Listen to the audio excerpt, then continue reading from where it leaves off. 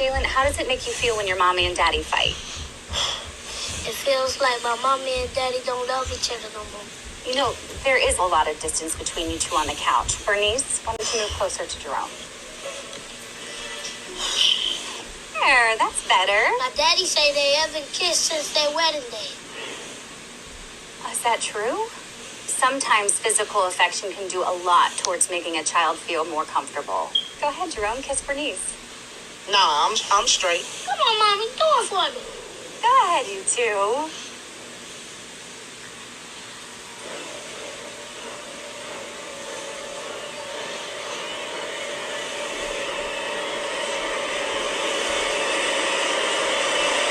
Got you!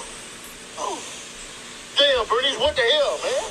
Man, my allergies off the chain today. I don't even know. Mommy, can I please see the show?